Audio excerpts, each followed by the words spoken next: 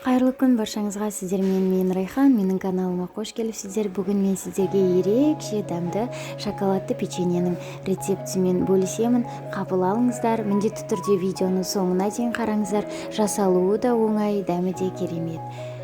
Сиздин чайнегиңиз кайнайм дегенче чайыңызга таттыңыз лезде дайын болуп чыгады.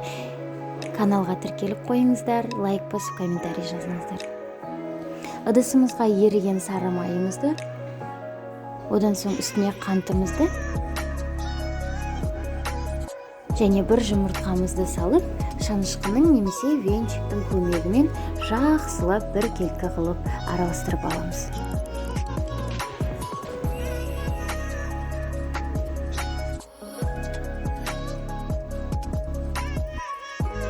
Жакшылап араластырып болганыбыздан соң электин көмегімен унумузду экиге бөлүп елеп аламыз да, колумуздун көмегімен жып-жумсак кылып камыр элейбиз.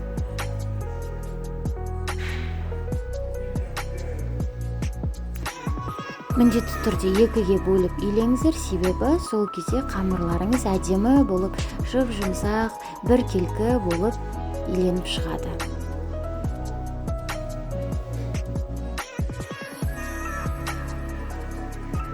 Толықтай илеп болганыбыздан соң үстүнө майдаланган шоколадымызды сеуіп және колумуздун көмегімен жакшылап камырыбызды илеп аламыз. Міндетті түрдө жакшылап араластырууга тырышыңыздар, себеби шоколаддарыңыз бір жерге үйүлүп калмас үчүн.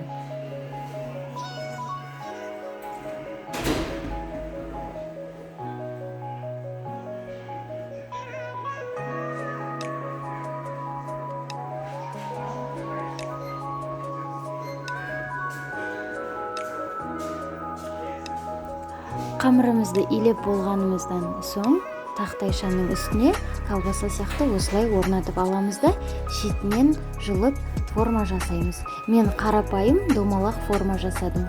Кааласаңыздар, өздеріңіз жүрекче немесе жулдузча формасын да кесип алып пиширсеңиздер болот. Мен осы жолы өзүм карапайым формада дайындадым. Камырларыңыз колдарыңызга жабыспайды, улпа жагуу шарт эмес, себеби камырыбызда сары май болгон үчүн колуңузга жабыспай адемі болуп чыгады.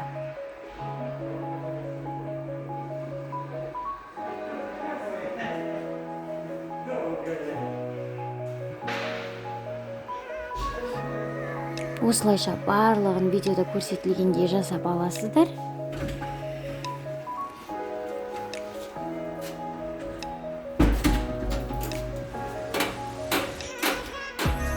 Жасап болганыбыздан соң печкамызды 180 градуска кыздырып коябыз да, барлык печеньелерибизди табага осулай жайгастырып аламыз да, духовкамызда, ягни печимизде 180 градуста 15-20 минут писирип аламыз. Минекей печеньелерибиз писип дайын болуп чыкты.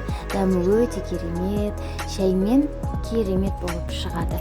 Міндетті түрдө жасап көрүүгө кеңеш беремин. Видеону соңуна чейин караган болсаңыз, видео унаган болсо лайк басууду унутпаңыз, комментарий жазыңыз. Менин видеолорумду биринчи болуп көргүңүз келсе, колокольчикти баса кетиңиз. Сол кезде менин арнамдагы рецептти сиз биринчи болуп карай аласыз.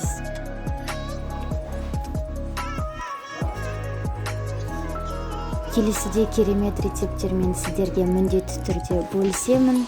Аман сау болуңуздар. Назарларыңызга рахмет.